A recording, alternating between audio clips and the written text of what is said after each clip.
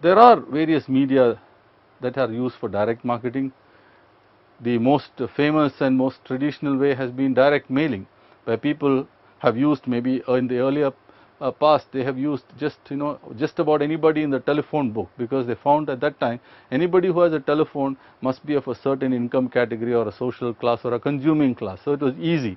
Today, of course, you don't have that kind of telephone directories and so on and so forth. So there are other ways by which people still try to reach you through direct mail.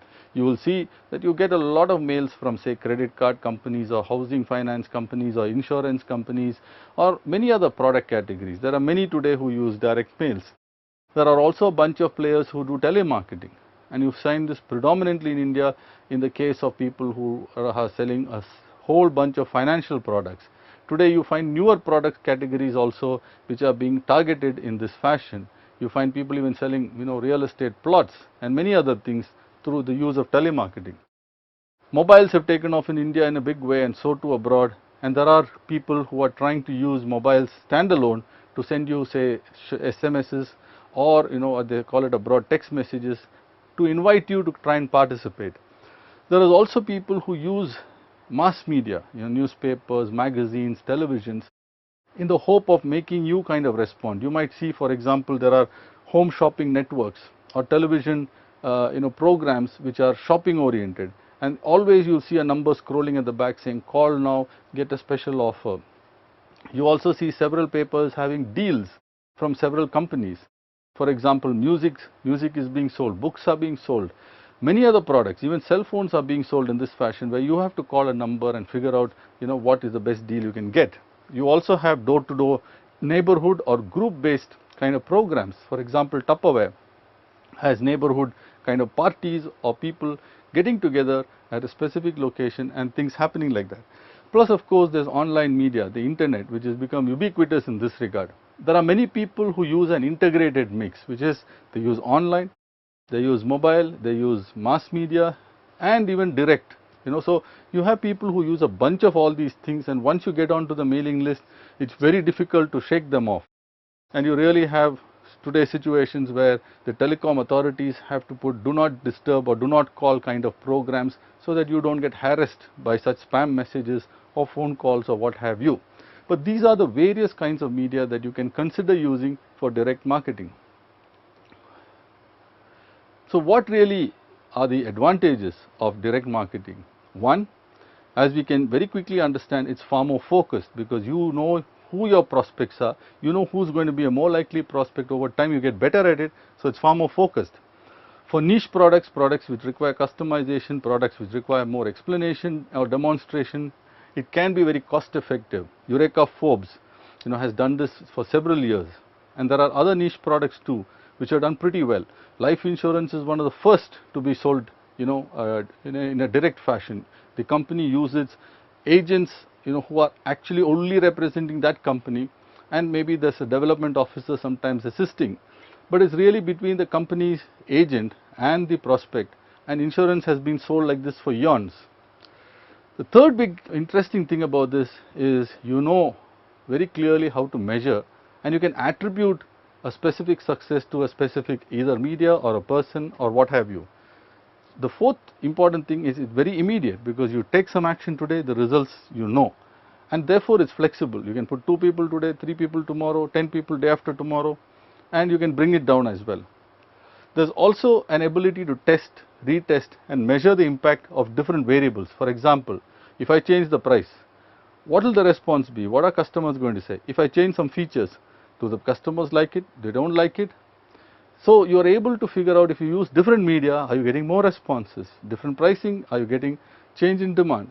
So on and so forth. So it's far more immediate, measurable, attributable, and you can test and you can measure what's happening.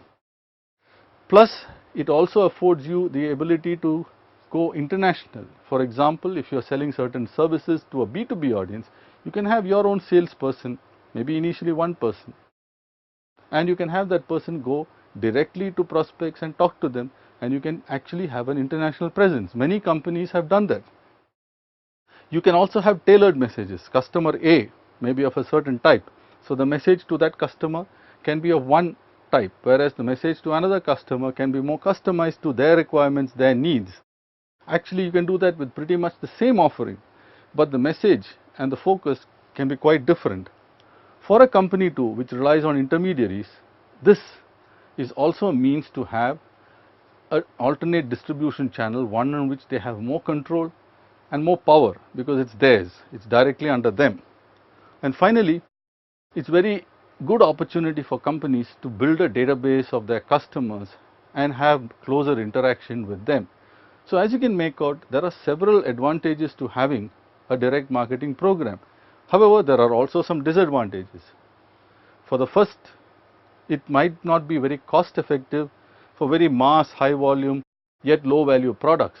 It may not be a good idea, for example, to do this for something like salt, it may not be cost effective at all.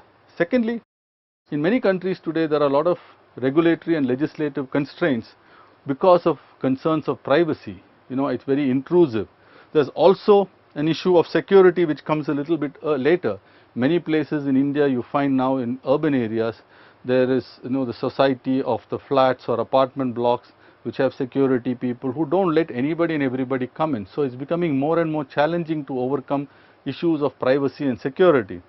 There's also sometimes a law of diminishing returns at play here, because initially it might be novel, people might be willing to talk to you. After a while, like for example today with credit cards, for many people it becomes quite irksome to receive calls asking you and soliciting your business to become a member of yet another card company. So there could be diminishing returns. You have to make that many more calls to get one prospective customer. It also sometimes can irritate your existing intermediaries who see you as a way of diminishing their importance and their returns. So that can create some friction, and you will have to see how to manage it. And then there's also a new generation of information intermediaries who are seeming to be more efficient. For example, there are these group buying phenomenon which are online, mobile, etc. So there are several things where it may not be as good and rosy as it was earlier, or as it sounds. So one has to keep in mind these disadvantages or these limitations of direct marketing. So in conclusion, we have seen that direct marketing is quite a fascinating area. Many companies, right from Eureka Forbes to life insurance company to Amway to Tupperware and many others, have used this to great advantage, build big businesses out of using direct marketing. And really speaking, why it is direct is because it's virtually direct between the customer and the provider of the service or product. We have seen there are different ways and options for direct marketing in terms of media and in terms of the ways you can approach and reach the customer. We have seen there are newer age media, especially online, mobile, which are getting more and more traction and also creating both new problems and new opportunities. So it's easy for us to use direct marketing to also customize, tailor our approaches, our offerings depending on the customer, test, retest, measure and see what is happening and which is giving us a greater bang for the buck. We have seen that direct marketing has several advantages, and one needs to use this program or this weapon selectively and more judiciously. It may not work in many cases, it may work very well in some cases, but one also has to understand the limitations very well. So in India, we are likely to see more of direct marketing happening in the near future.